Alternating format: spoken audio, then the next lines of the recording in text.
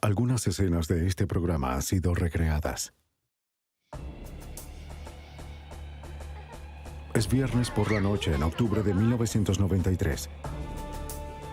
Y en el norte de California, 3 estudiantes de secundaria tienen una pijamada. Se acerca Halloween y las niñas se prueban diferentes disfraces para las próximas festividades. En unos segundos, sus vidas cambiarán para siempre. La evidencia se acumula, no tiene sospechosos evidentes. El centro de comercio es bombardeado. Ted Kaczynski es arrestado. El fugitivo sigue en libertad. Los archivos del FBI.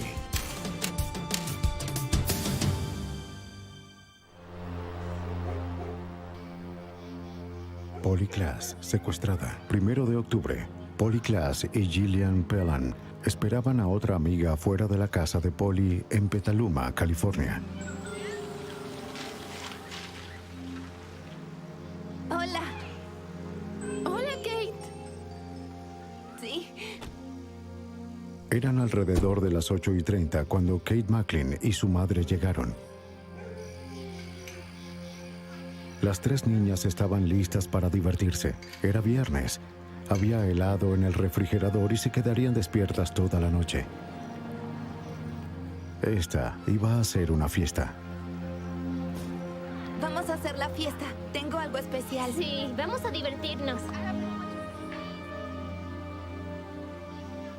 Nadie sabía del peligro que acechaba tan cerca.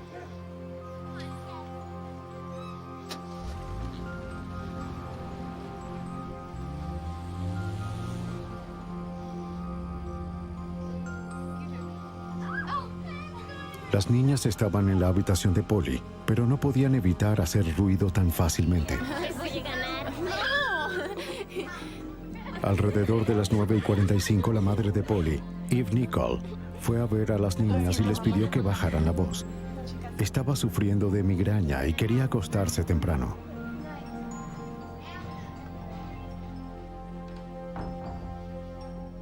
La habitación de Eve estaba del otro lado del pasillo, y aunque ya les había llamado la atención, estaba casi segura de que en unos minutos las niñas comenzarían a hacer ruido de nuevo. ¿Así son su nariz y su boca? Antes de acostarse, Eve tomó sus pastillas para bloquear todas las distracciones y dormir más rápido. Las quiero, chicas. A bailar. La fiesta continuó casi una hora antes de que comenzara la pesadilla. Sí, ya me voy a dormir. ¿Está bien? Está bien. Eran las 10:30 cuando el intruso entró en la habitación. Al principio, Kate y Gillian pensaron que era una broma, pero luego vieron el cuchillo. Les dijo que si gritaban les cortaría la garganta. De inmediato comenzó a atarlas y empezó a hacerles preguntas. Quería saber cuál de las niñas vivía allí y quién más estaba en la casa. Polly contestó. Las niñas estaban aterradas y lloraban, pero les aseguró que no lastimaría a nadie y que estaba ahí solo por dinero. Pero cuando Polly le dijo dónde había algo de efectivo escondido en un joyero, él no intentó buscarlo. Amordazó a las niñas y tomó algunas fundas de almohada para usarlas como capuchas.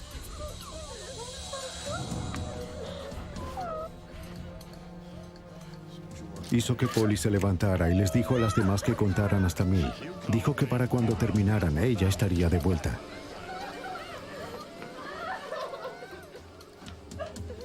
Luego tomó a Polly Klaas y desapareció en la oscuridad.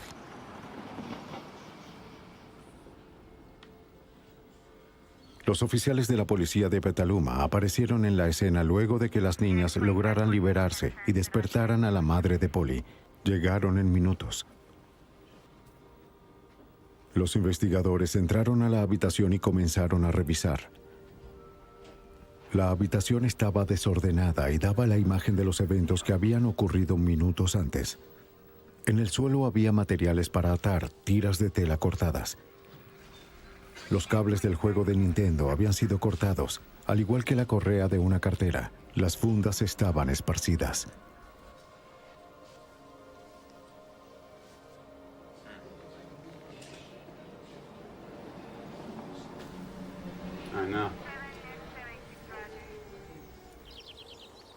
Lo que vio el detective de la policía de Petaluma, Mike Mies, no fue alentador. Recuerdo que estaba en la entrada de la habitación de Polly, viendo las pocas bolsas de evidencia que habíamos podido recolectar y pensaba que eso era una cantidad muy pequeña. Y le dije a mi compañero Larry Pelham, tomemos la alfombra. Respondió, ¿por qué? Y le dije, no sé por qué, pero tomemos la alfombra, no tenemos suficiente evidencia. Hola. La policía necesitaba ayuda urgente. Por fortuna ya venía en camino. Luego de haber sido contactados por la familia Class, el FBI ofreció sus conocimientos. ¿Qué tal si ya hablaron con la madre? Sí. Poco después de la medianoche, el FBI llegó a la casa de Polly Class. Por lo general, el buró se encarga de secuestros y con 800 casos por año cuentan con mucha experiencia. Debido a que era cercano a la comunidad y experto en casos de secuestro, el agente especial Ed Fryer se convirtió en el investigador principal, pero él sabía que algo en este caso era diferente. Tenía todas las características de un caso de secuestro por extraños, porque las declaraciones de las niñas eran consistentes. Los casos de secuestro por extraños son los más difíciles de resolver, según mi experiencia, porque no hay relación entre el perpetrador del crimen y la víctima, o la familia de la víctima, o alguien que puede estar asociado a ella. Es decir, normalmente es un acto al azar. Sorpresivamente, la gran mayoría de los secuestros involucran a miembros disgustados de la familia. Y aunque los padres de Polly estaban separados, su padre, Mark Class, de inmediato fue dejado libre de cualquier responsabilidad. Estaba llorando. Los secuestros que involucran a completos extraños son extremadamente raros y les deja poco a los investigadores para avanzar. En este caso, sin embargo, había testigos. Un dibujante del Departamento de Policía de San Rafael fue contactado. Durante 2 horas, Gillian y Kate intentaron describir la cara del hombre que irrumpió en la habitación. Las niñas todavía estaban terriblemente afectadas, pero lograron darle al artista una muy buena descripción. La ató. Las autoridades ahora tenían una primera idea de cómo lucía el extraño. Después de las 4 de la mañana, las niñas fueron llevadas a la estación de policía y el FBI llamó a una de sus fuerzas especiales. El equipo de recolección de evidencia. Tony Maxwell es quien dirige el grupo. Al revisar los casos a lo largo de los Estados Unidos, hemos descubierto que cuando alguien es secuestrado, especialmente un niño pequeño, por lo general va a ser lastimado dentro de las primeras 24 horas y es muy probable que en los primeros días pueda ser asesinado. Así que el tiempo es oro. En este tipo de trabajo, el investigador tiene que avanzar muy rápido. El equipo de recolección de evidencia es el encargado de proveer análisis forenses en una escena del crimen. Su única responsabilidad es recolectar evidencia. Y utilizan el equipo de recolección más sofisticado que tienen para hacerlo. Una aspiradora electrostática recoge pequeños cabellos y fibras del suelo cuando se hace pasar una carga positiva sobre una lámina de polietileno. Cualquier residuo suelto se adhiere al polietileno y este es enviado al laboratorio para una inspección detallada. Aunque el departamento de policía había buscado huellas digitales, se fueron sin nada prometedor. No tenían acceso a las mismas herramientas del FBI. La fuente de luz alternativa era un nuevo método que utilizaba un polvo fluorescente único, que al combinarse con distintas luces ultravioletas y lentes de seguridad color ámbar, podían iluminar muchas cosas que de otra manera quedarían ocultas. El equipo encontró 4 docenas de huellas digitales que la policía no pudo ver al usar las herramientas convencionales. Sin embargo, no fueron útiles, ya que se determinó que eran de la familia y de los amigos. Luego de horas de búsqueda meticulosa, algo finalmente apareció. Sí, Hola. claro, ¿Tienes estoy algo? trabajando en ello. Sí, sigo trabajando en ello. Encontré unas huellas por aquí. Parece que están completas, muy interesante. Una huella palmar que al principio parecía ser la primera pieza real de evidencia forense dejada en la escena. La huella palmar se encontró en la cama, en una de las barandas transversales de la misma, donde aparentemente colocó su mano por un segundo para apoyarse en ella, quizás para mantenerse mientras agarraba algo. Y con el trabajo que hicimos con la luz alternativa y el polvo fluorescente, fuimos capaces de verla, recolectarla y luego llevarla al laboratorio. En ese momento, la base de datos de huellas digitales del FBI, AFIS, no contenía huellas palmares, solo huellas digitales. Pero una huella palmar no atrapará a un sospechoso, solo servirá para identificarlo una vez que sea capturado. El agente especial del FBI, Mark Mershon, explica. A menudo las personas creen que con tener una huella digital o una huella palmar, de inmediato se establece la identidad de un criminal. La realidad es que en la mayoría de los casos se tiene que identificar al sospechoso y tener sus huellas digitales para compararlas con una huella sin reconocer. La búsqueda del sospechoso hizo que las autoridades vigilaran el vecindario de Polly en cada área. Al amanecer, más de 100 agentes y oficiales habían comenzado una búsqueda de 24 horas de Polly y su secuestrador. Fueron traídos helicópteros y perros, y las autoridades locales y el FBI distribuyeron boletines por todas partes. Una a una, cada casa del vecindario fue registrada. Los agentes fueron a la escuela de Polly para hablar con los maestros y estudiantes, con la esperanza de que alguien tuviese alguna información valiosa. Los investigadores interrogaron a los vecinos en parejas, preguntándoles si alguno había visto algo sospechoso esa noche. Los vecinos de Polly fueron interrogados uno a uno. Muchas personas recordaron haber visto a un extraño en el vecindario que encajaba con la descripción dada por las niñas. Thomas George y sus amigos iban camino a la tienda de películas alrededor de las 9 esa noche, cuando notó a un extraño escondido al frente de la casa de Polly. Thomas conocía a todos en su vecindario, pero jamás había visto a ese hombre.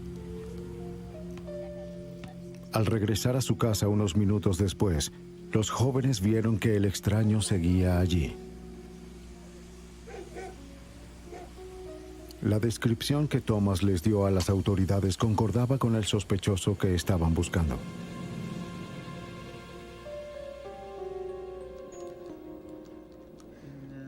Sean Bush estaba jugando videojuegos con algunos amigos que vivían en una pequeña casa alquilada justo detrás de la casa de Polly.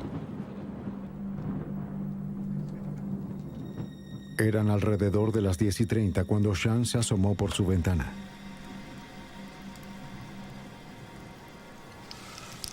Se sorprendió al ver a un hombre extraño en el porche trasero de la casa de Polly. Parecía que iba a entrar por la puerta de atrás.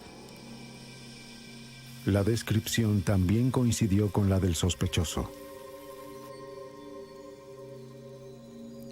Otras personas vieron al mismo individuo esa noche, pero desafortunadamente ninguno alertó a las autoridades. Como explica el oficial de la policía de Petaluma, Patrick Parks, el tiempo corría en su contra. En los casos de secuestros de menores por extraños, no hay factor más importante que el tiempo. El tiempo resulta ser fundamental y por esa razón tienes que reunir todos los recursos posibles. Tienes que correr la voz lo más rápido y lejos posible.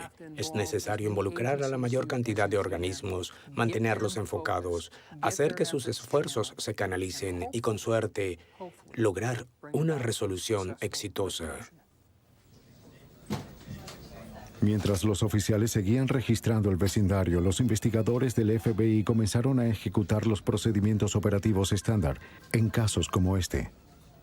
Luego de descartar a familiares y amigos como sospechosos, se concentraron en los ex convictos registrados como acosadores sexuales en todo el condado de Sonoma. Se expandieron gradualmente a los condados de los alrededores, interrogando e investigando cuidadosamente a cada uno. Pero nada apareció. Era difícil creer que un caso como este ocurriera. Eran 3 niñas en una pijamada. Estaban jugando en su habitación, en su casa, en una comunidad normal, en una ciudad normal. Y que alguien pudiera entrar a su casa, vulnerar la paz, la seguridad de tu casa y llevarse a tu hija si no se consideraba imposible, era inconcebible. Al día siguiente, la búsqueda de Polly Klaas se convirtió en la persecución más grande del país. Se formó una red masiva de voluntarios para ayudar a las autoridades. Mientras cientos de personas buscaban, otros distribuían volantes, intentando llegar a toda la ciudad lo más rápido posible. Y dejaron varios por allá. De vuelta en el laboratorio de rastros de evidencia del FBI en Washington, D.C., el experto forense Chris Allen inspeccionaba cuidadosamente los objetos recolectados en la casa de Polly. Noté que al desatar cada uno de los pedazos, las finas tiras de nylon que usaron para atar a las amigas de Polly tenían los bordes irregulares. Fui capaz de alinearlos a la perfección y así pude determinar que todas pertenecían a una prenda de vestir. Una similar a la de una bata de mujer o un material que era deslizante. Otras piezas de evidencia encontradas en la habitación de Polly no fueron tan fáciles de clasificar. Las pequeñas fibras recogidas con la aspiradora electrostática resultaron muy difíciles de identificar. Luego de una meticulosa inspección y comparación, Allen concluyó que provenían de la alfombra de un automóvil. Al no ser de los autos que se encontraban en la casa de Polly, Allen sospechó que las fibras debían provenir del auto del secuestrador.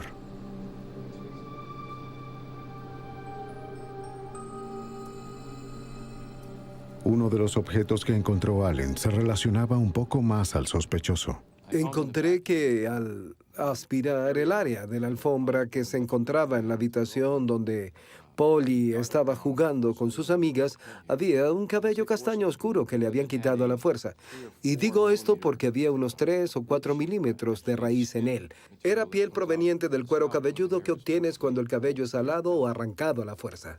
Si Polly había alado un cabello de la cabeza del sospechoso, era evidente que no se había ido sin forcejear. Pero ni siquiera un cabello con evidencia de ADN podía ayudar a los investigadores a encontrar al sospechoso.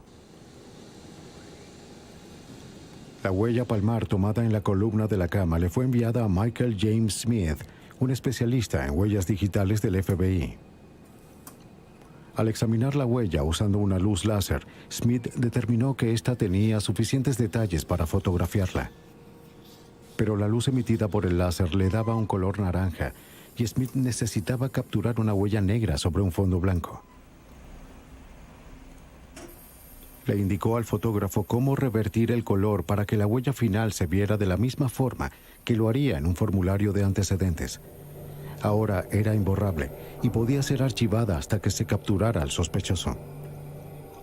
Los investigadores habían encontrado evidencia sólida, pero no era suficiente. Se acababa el tiempo y Polly Klaas todavía seguía afuera en algún lado.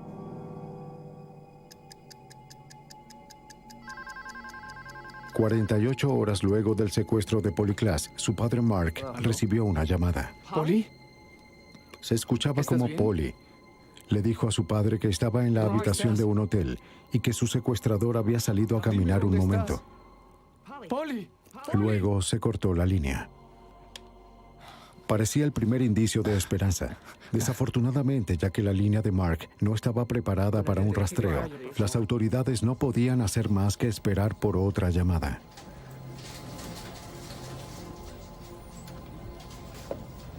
Se corrió la voz del secuestro rápidamente. En 2 días, 50,000 volantes se habían distribuido. Una comunidad de voluntarios organizaron de inmediato un centro de comando de búsqueda para trabajar junto con la policía y el FBI. Fue un esfuerzo jamás visto en una organización. Una red de teléfonos atendía las 24 horas del día para recibir llamadas e información. La primera vez que sí lo vio. Una copia de cada pista que dieron se compartió con el FBI y la policía de Petaluma. Poco después, el centro de búsqueda había filtrado 60,000 llamadas. De esas llamadas, las autoridades se vieron obligadas a investigar más de 12,000 pistas. Procesar esa cantidad de información habría sido prácticamente imposible sin la ayuda de un procesador de computadora del FBI. Entonces, el FBI acababa de recibir el equipo Rapid Start. Era un concepto relativamente nuevo en el buró, donde en una investigación con tanta información podríamos digitalizarla, en esencia, clasificar el valor de las pistas para investigar, hacer el trabajo y monitorear el progreso. Incluso con tantas pistas, había una en particular que los investigadores estaban ansiosos por examinar. Cuando Mark Glass recibió la primera llamada, el FBI no pudo hacer nada al respecto.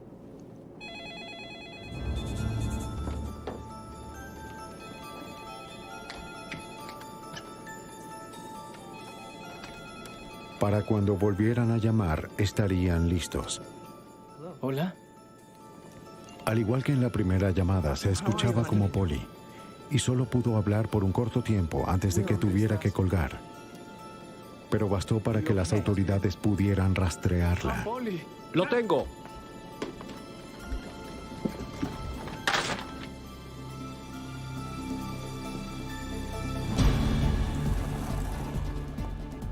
El FBI rastreó la llamada a una casa a 48 kilómetros de distancia. No hubo suficiente tiempo para reunir un gran grupo de agentes. El trabajo tendría que ser manejado por unos pocos.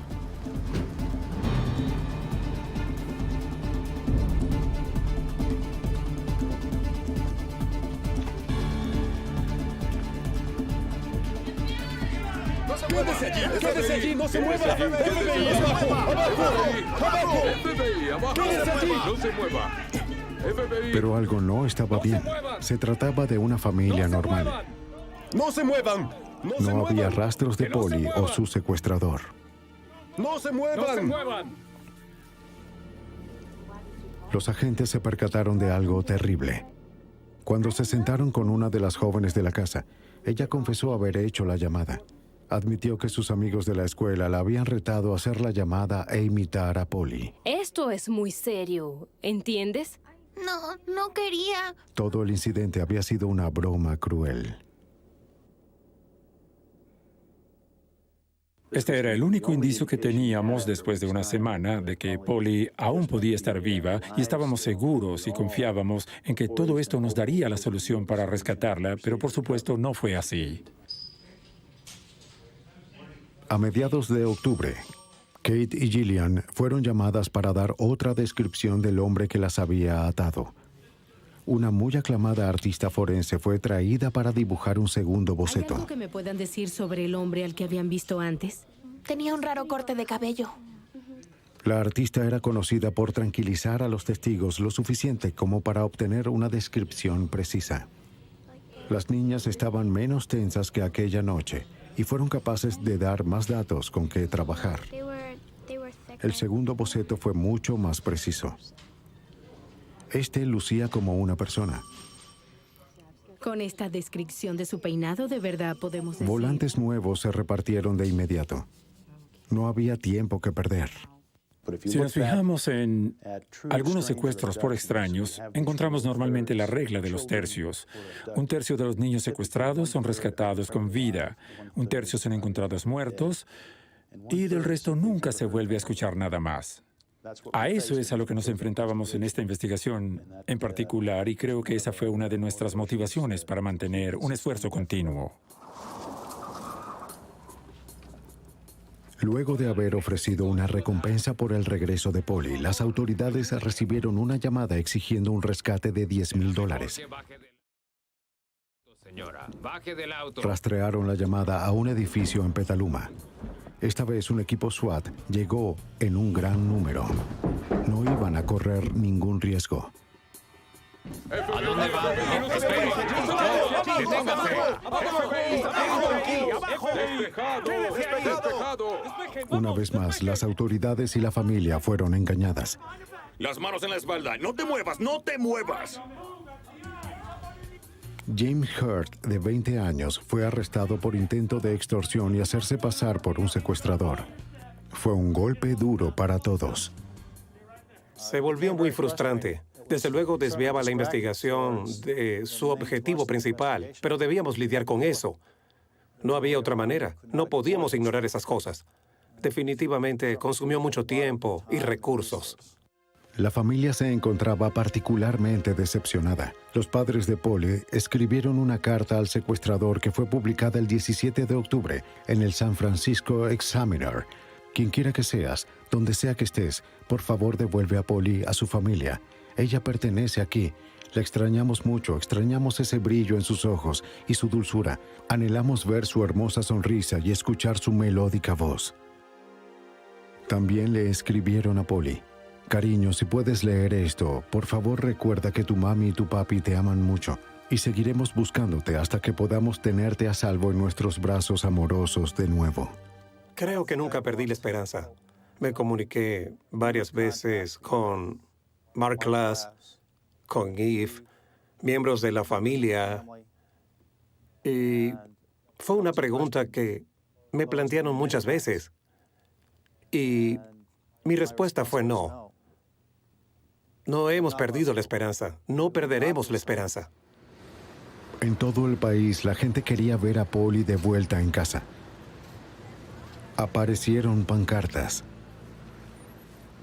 Y los norteamericanos realizaron una vigilia con velas. Miles de personas llevaban cintas lavanda, el color preferido de Polly, para mostrar su apoyo en la búsqueda. Realizábamos búsquedas durante el día, durante la noche. Teníamos una operación de 24 horas. Realizamos búsquedas en días soleados, días nublados, días lluviosos, noches lluviosas. Cualquiera que fuera la procedencia de la información, respondíamos, porque en un caso como este la evidencia física es crucial. La búsqueda nunca se detuvo. La Armada y los expertos de búsqueda y rescate se unieron a miles de voluntarios que buscaban sin parar. La fuerza de la policía y los voluntarios trabajaron sin descanso. Pero pasarían alrededor de 2 meses antes de que algo apareciera.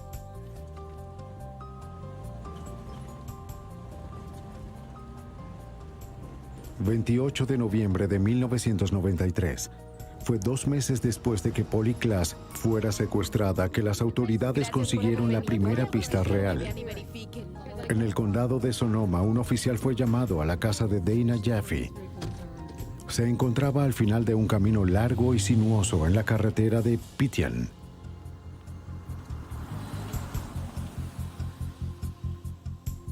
Dana estaba afuera examinando su propiedad cuando notó algo extraño y pensó que podría ser útil para los investigadores. Llevó al oficial a través de una densa área boscosa a un claro, a unos pocos metros del largo y sinuoso camino hasta su casa. Parece que es una niña. Tal vez tenga que ver con el caso. Dispersos por el bosque estaban algunos objetos que parecían algo sospechosos. Yo no sé de qué se trata, pero vi eso. Había un gran pedazo de seda que había sido utilizado en lo que parecía ser una capucha. Algunas tiras de cinta adhesiva estaban en el suelo. Sí, hace un par de meses. Vengo por aquí de vez en cuando. Un par de medias de niña habían sido atadas con un nudo y había cabello humano enredado en él. Otros restos estaban en el área. Luego Dana recordó que esa noche había visto a un intruso en su propiedad no muy lejos de donde estuvieron. Había sucedido alrededor de 2 meses antes. Todo comenzó cuando la niñera Shannon Lynch había salido de la casa de Dana y estaba de regreso por el largo camino de la entrada. Un hombre estaba bajando por el medio del camino privado. Su auto varado estaba a un lado. Dijo que estaba varado e insistió en que saliera de su auto y lo ayudara. Lo siento mucho, no tengo... Además, quería saber qué había en el camino. Pero Shannon inmediatamente sintió que algo estaba mal. Luego lo describiría con la apariencia de un hombre salvaje. Siguió conduciendo, dejándolo allí, decidida a conseguir un teléfono. Shannon encontró un teléfono público a unos 3 kilómetros del camino y se apresuró a llamar a su amiga. Estaba ansiosa por contactar a Dana y advertirle sobre el temible hombre que entró en su propiedad.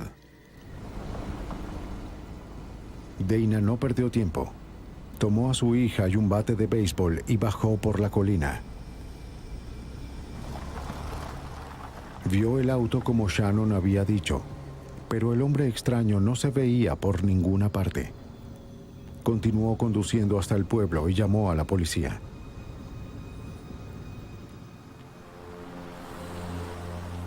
Minutos después de la medianoche, 2 policías del condado de Sonoma aparecieron. Dana explicó que no quería que arrestaran al intruso por invasión, solo lo quería fuera de su propiedad.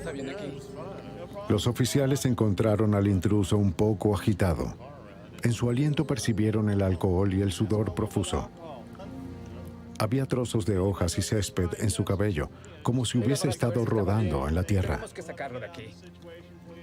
Les dijo que estaba de paseo cuando se dio cuenta de que estaba en una propiedad privada. Cuando intentó regresarse, su auto se atascó a un lado del camino. Indicó que había estado debajo del auto tratando de liberarlo, pero los ayudantes no le creyeron. Por la manera en la que estaba atascado, no había suficiente espacio para que una persona se metiera debajo. No puede quedarse aquí. Los ayudantes le administraron pruebas de sobriedad, pero las pasó todas. Al revisar su auto, encontraron algunas latas de cerveza en una bolsa de plástico y un pequeño bolso en el asiento trasero. Cuando le preguntaron si había estado bebiendo, abrió una cerveza y comenzó a beberla. Necesitamos que la deje. Déjala. Deje la cerveza. Déjela, señor. De inmediato hicieron que la vaciara y le dijeron que querían registrarlo. Se puso de muy mal humor. Cálmese. Para hacerlo obedecer, los oficiales le dijeron que tendrían el derecho de arrestarlo por invasión de propiedad. Luego de escuchar esto, recuperó la calma. Lo revisaron cuidadosamente y continuaron interrogándolo, pero no encontraron nada incriminatorio. Solo era extraño. Los ayudantes seguían sospechando, pero cuando vieron su licencia la verificaron. Su expediente de conducción no tenía problemas y había pasado las pruebas de sobriedad. Lo habían retenido por al menos unos 45 minutos y no tenían razones legales para detenerlo por más tiempo. Sí, lo sé. No hubo nada más que hacer que sacar su auto y enviarlo de regreso.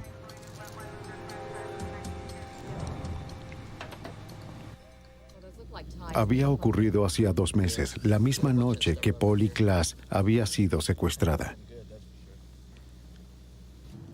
Una capucha, cintas, un par de medias de niña, era mucho más que una coincidencia. Al colocar todo junto, el ayudante llamó rápidamente al departamento de policía de Petaluma. En 1 hora, el detective Mike Meese y el agente Ed Fryer llegaron para examinarlo. Nunca olvidaré la escena. Era tarde en la noche en ese momento. Mike Meese y yo estábamos parados en la ladera a un lado de la carretera Pityan y empezaba a ponerse algo neblinoso. Estaba comenzando a llover. Nos miramos y supimos en nuestros corazones que habíamos descubierto una escena del crimen muy crítica y nos llevaría a resolver el caso.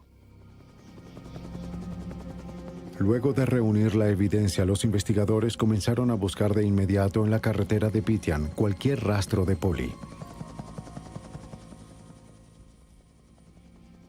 Tardamos días buscando en la montaña con más de 300 voluntarios.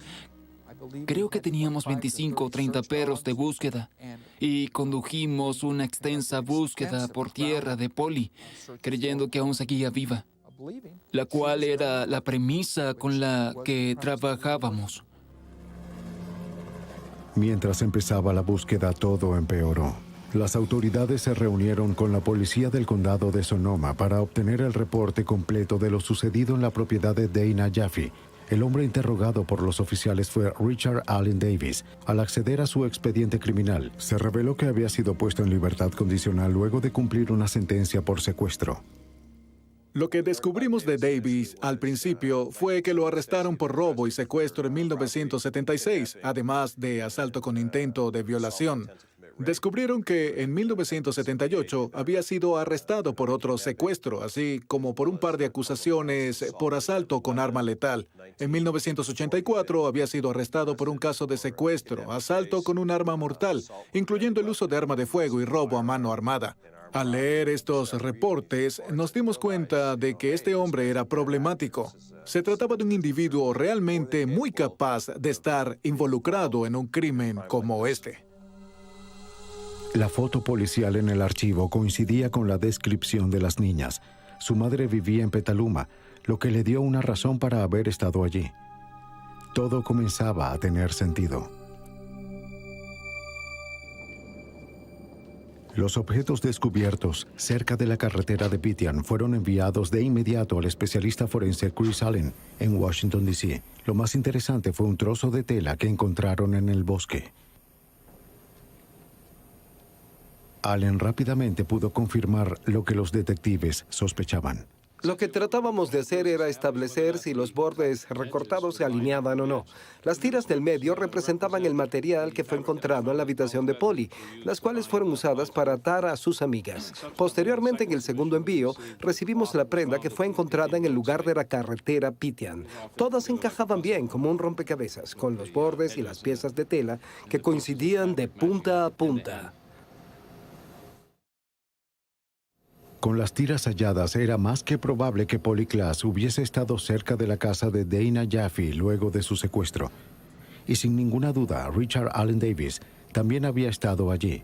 Aunque no era lo suficiente para arrestar a Davis por secuestro, los detectives percibieron que si podían ponerlo bajo custodia, podrían reunir en poco tiempo la evidencia necesaria para relacionarlo con la desaparición de Polly. Lo demás ya no tenía sentido. Nos concentramos en lo que teníamos con el señor Davis y lo sucedido en la carretera Pitian. Y lo que haríamos a continuación.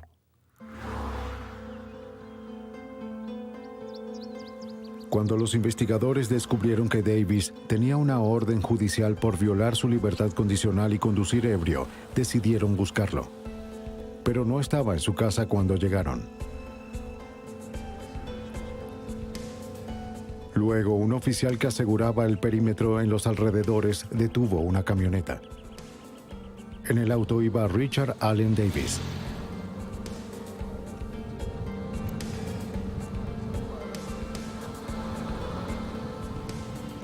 Cuando el oficial se percató de quién era, llamó a los investigadores que estaban en la casa.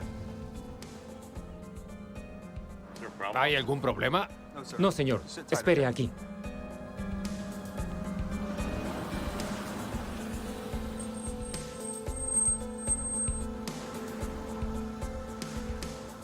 Las autoridades llegaron a la escena y el detective Mies se acercó a la camioneta y le pidió a Davis que saliera. Salga de la camioneta. Le dijo que estaba bajo arresto por violación a su libertad condicional. Escuche, soy el detective Mies. Lo arresto por violar su... Es un detalle que creo que es importante para entender cómo Richard Allen Davis fue puesto bajo custodia, y es que se trató de un evento muy discreto y por qué Mike Mies fue hasta allá y lo esposó. Lo hizo de una manera muy profesional y comenzó una buena relación con Richard Allen Davis, que fue muy útil para lograr la resolución del caso. Habían pasado 2 meses desde que Kate y Gillian habían visto al hombre que raptó a Polly Klaas, pero no les fue difícil identificarlo en la rueda de reconocimiento.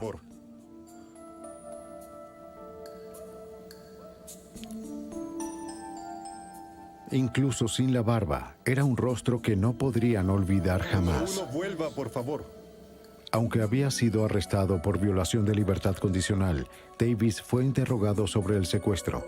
Negó con vehemencia estar involucrado, pero las autoridades le hicieron saber que si quería hablar, la puerta estaría abierta. Llevé a Davis a la sala y le dije, escucha, lo que debes saber es que tenemos toda la evidencia física necesaria para el caso y solo te ves como un secuestrador justo ahora. Así que si quieres hablar al respecto, debes decírmelo. No dio una respuesta evidente, no quería hablar. Y recuerdo haber tocado mis bolsillos para buscar una tarjeta de presentación. No la tenía conmigo. Luego le dije, oye, dejaré mi nombre y mi número con aquellos hombres, es decir, los oficiales correccionales, y si alguna vez quieres decir algo, llámame. En el laboratorio de evidencias del FBI, Mike Smith comparaba la huella palmar encontrada en la habitación de Polly con otra que le tomaron a Davis desde su arresto. Esta era una evidencia crucial. Si las 2 huellas coincidían, Davis quedaría relacionado con el secuestro. Después de un análisis cuidadoso, los resultados le fueron comunicados al agente Fryer. Recibí una llamada del laboratorio del FBI. Las huellas de Davis coincidieron con la huella palmar tomada de la habitación de Polly, de la columna de la cama. De nuevo, fue uno de esos momentos donde tenía mariposas en mi estómago. Una vez más supe que era una evidencia muy poderosa. Así que colgué el teléfono, había mucho ruido y conmoción en el puesto de comando. Me levanté y les pedí a todos que hicieran silencio y que aguardaran un momento. Les dije, nuestro laboratorio acaba de confirmar que la huella palmar tomada de la cama coincide con Davis. Podemos ubicarlo en la habitación. Y hubo una gran celebración de parte de todos. Las hojas volaban. Fueron excelentes noticias para todos. Lo tenemos, es concreto. Él estaba en la habitación, podemos probarlo. Lo teníamos identificado.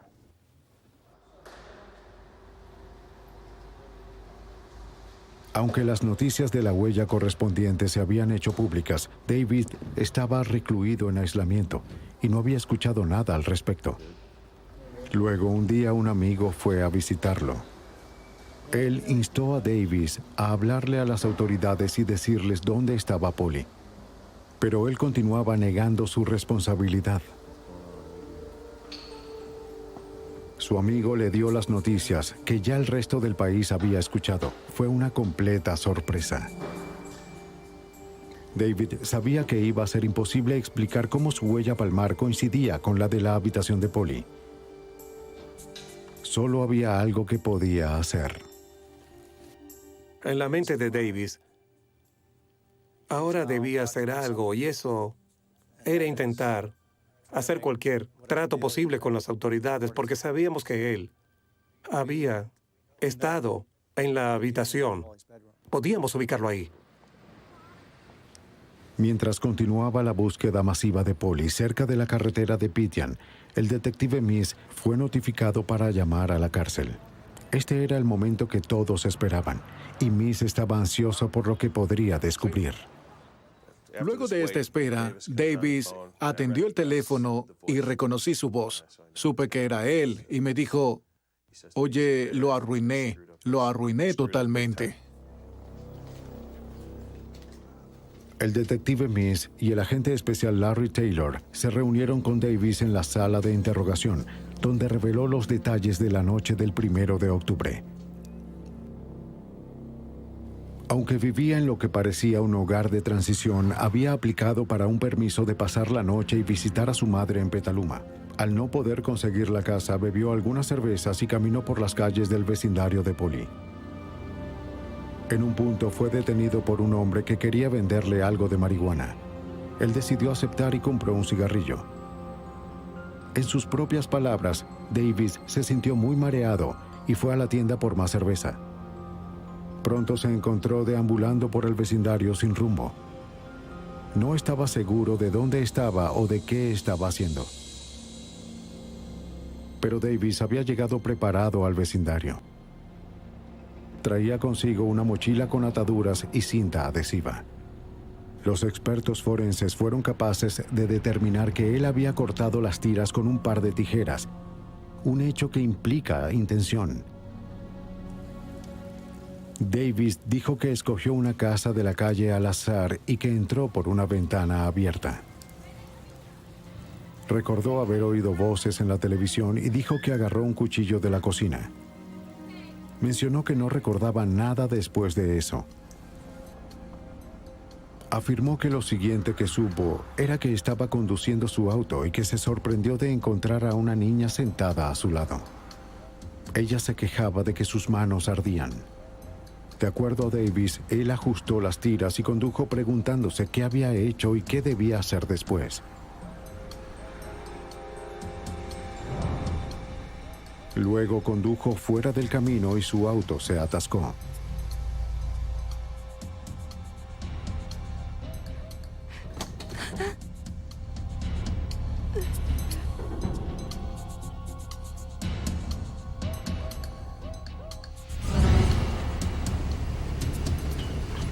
Cuando supo que ya no podría continuar, sacó a Polly del auto y la llevó por un terraplén empinado a unos 27 metros de distancia.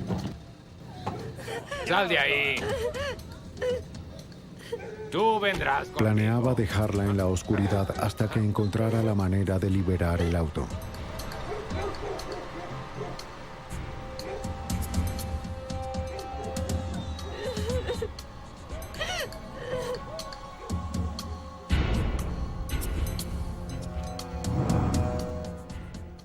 El resto de la historia de Davis sobre lo que ocurrió en la carretera de Pityan coincide con los relatos de la testigo.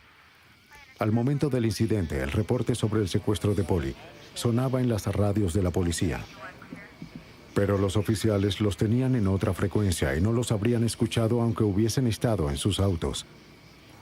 Aunque revisaron su licencia, el equipo que tenían en ese momento solo podía recibir una rápida impresión de su expediente de conducción, mas no el expediente criminal. No encontraron nada para poder detenerlo. Es que se fija en mis dedos. Davis recordó cómo los oficiales sacaron su auto y lo escoltaron hasta la carretera. Pero indicó que esperó entre 15 y 30 minutos y volvió al sitio para encontrar a Polly. Luego empezó a conducir.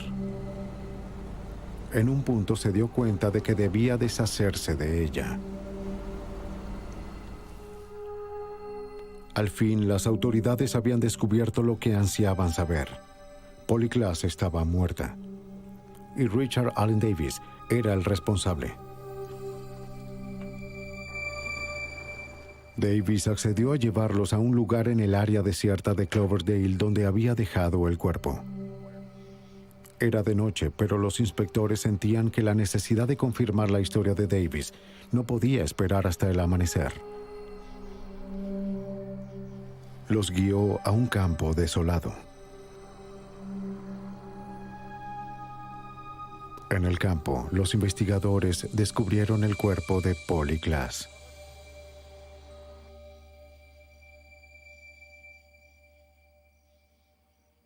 Fue una sensación extraña. Estar cerca de alguien como Davis y que a pocos metros estaban los restos de una niña inocente de 12 años. El caso de Polly Klaas fue especial porque a la gente le importó, porque la comunidad entera dio un paso al frente y dijo, este es el último niño que te llevarás, esta es nuestra niña. Saldrás afuera y la buscarás hasta que la encuentres. El caso no llegaría a la corte sino hasta 1996. Pero luego de 10 semanas en la sala, un juez encontró a Davis culpable por 10 cargos, incluyendo secuestro, robo, asalto, asesinato e intento de cometer un acto lascivo con un niño. Davis continuó negando el último cargo durante todo el juicio. Los investigadores creían firmemente que a pesar de su testimonio, Polly ya había muerto al momento en que los oficiales lo ayudaron con su auto. Fue sentenciado a muerte y aún se encuentra en el corredor de la muerte en la prisión de San Quintín. Polly Klaas dejó atrás un legado para salvar otras vidas.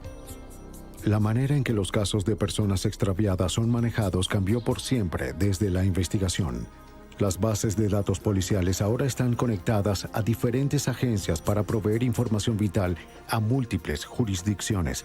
Los boletines de personas desaparecidas ahora son enviados a todos los canales de la policía y durante paradas de tránsito rutinarias, los oficiales pueden acceder no solo a los expedientes de conducción, sino también a los antecedentes criminales. La implementación de la ley 3 strikes y estás fuera fue un resultado directo del caso, así como la presión de acelerar los procesos en casos de asesinato. Y una fundación establecida en el nombre de Polly ayuda a la búsqueda de niños desaparecidos.